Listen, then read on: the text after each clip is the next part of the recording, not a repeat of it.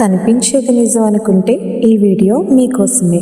ఒక కెఫేలో ఓ వ్యక్తి కాఫీ తాగుతూ ఉండగా పొరపాటున కప్పు జారి పగిలిపోయింది.